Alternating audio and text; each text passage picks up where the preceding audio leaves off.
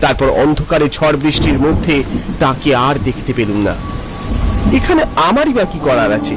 কেউ যদি স্বইচ্ছায় শুধুমাত্র নিজের বোকামো আর জেদের জন্য এই দুর্যোগের মধ্যে বেরিয়ে যায়। বাবু, চলে আসুন, রাত হয়েছে, এবার ঘুমোতে হবে যে। হ্যাঁ, চলো চলো। সরাইখানার অন্দরে ঢুকে রীতিমতো তাক লেগে গেল। সুন্দর কোমল বিছানা, টি টেবিল, সোফা, চেয়ার একের পর এক সাজানো। সেখানে হারু ছাড়াও আরো একটা লোককে দেখতে পেলাম। ওই হারু, এ তো অপূর্ব জায়গায়। বাইরেটা দেখলে মোটে বোঝবার উপায় নেই যে ভিতরটা এত সুন্দর। হ্যাঁ স্যার, এ সেই বড়লাট জন সাহেবের বানানো সরাইখানা, প্রায় 150 বছরের পুরনো। দেশভাগের পর থেকে এ সরাইখানায় কেউ আসে না। আচ্ছা, কিন্তু কেন? জানি রে বাবু, তবে কিছু লোক বলে ভূত টুতের উপদ্রব। আহ, সেই একই ভূত ভূত ভয়। আমার জগৎবাবুর জন্য বড্ড ভয় লাগছে। মানুষটা কেন যে এরম করছিল কে জানে। বাইরে মুহুর্মুহু বাজ আর অবিশ্রান্ত বাড়িধারা এখনো চলছে। বাড়িতে বউকে জানিয়ে দিলাম এই ঝড় বৃষ্টির মধ্যে আজ আর মনে হয় বাড়ি পৌঁছতে পারবো না।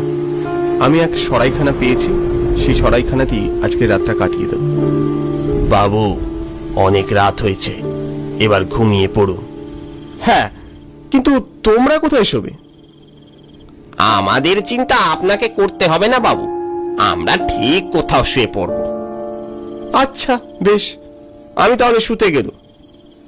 ধপধপে সাদা কোমল বিছানা, নরম কম্বল, গরম ঘর। শুতে আর দেরি করলুম না। বৃষ্টির ঠান্ডা হাওয়ায় গরম কম্বলের ভিতর ঘুম আসলো নিমেষেই। রাত কত খেয়াল নেই। চোখের উপর উজ্জ্বল আলো পড়তেই চোখ মেলে তাকালো। সামনে কোথাও আলো পড়েছে বোধহয়।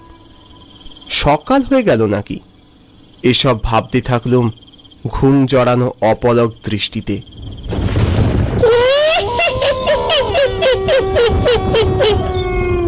তারপর যা দেখলাম তাতে আমার গায়ের লোম মুহূর্তে খাড়া হয়ে উঠল।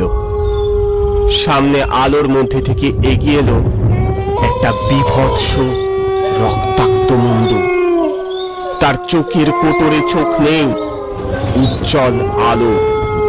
চোষক দাঁতগুলো বের করা, তা থেকে রক্ত আর লালা ঝরছে, ঠিক যেন কাহিনীতে পড়া ড্রাকুলার প্রতিরূপ। কতদিন পর একটা গোটা জ্যান্ত মানুষকে পেলাম। কি বলি বলুন তো, সবাই ভয় পায় এই ঘরে আসতে। কি বস, ভালো তো? সব ঠিকঠাক আছে তো? তুই এসেছিস? হ্যাঁ রে, সব একদম ঠিক আছে। বেটা বড় জ্যান্ত, টাটকা। দেখলাম আরেকটা মরার মুন্ডু, অবিকল হারুর মতো দেখতে, তবে বিভৎস বিকট। লণ্ঠন নিয়ে হাজির হলো। ক্ষণিকের জন্য মনে পড়ল সেই রাত 1টার প্রমাদ গোনার কথা, আমায় শত সতর্ক করবার কথা। এখন জগৎ স্যারের আতঙ্কিত মুখটা আমার চোখে ভেসে উঠল। মুখ দিয়ে এক বিন্দু কথা বেরোলো না।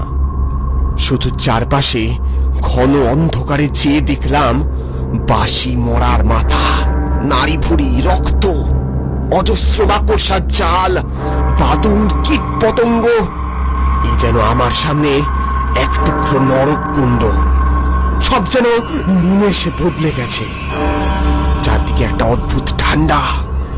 আমি যেন ভিজে সপসপে হয়ে যাচ্ছি। পচা মাংসের দুর্গন্ধ নাকে এসে আঘাত করল। এই যে, রকো রকো, আমি আসছি। অনেকদিন টাটকা রক্ত খাইনি। আয় আয় আয়, জলদি আয়, আর সময় নাই। আরেকজন উপর থেকে তড়ি ঘড়ি এলো। আমার রক্ত পান করবে বলে ওরা যেন পাগল হয়ে উঠেছে। এ যেন অবিশ্বাস কোনো এক দুঃস্বপ্ন। ওরা আমার কাছে এগিয়ে আসলে চারপাশ কেমন যেন অসাড় হয়ে গেল। আমি চোখে ধাঁধা দেখলাম। এই অসীম শক্তির সাথে আমার পেরে ওঠা প্রায় অসম্ভব।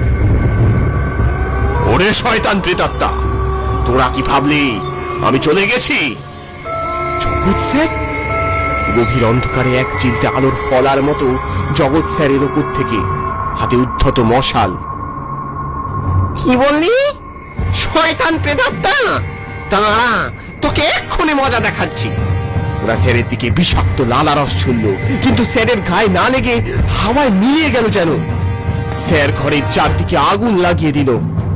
পালাও বীরেন, পালাও! দাউ দাউ করে চলে উঠল ঘরের চারদিক।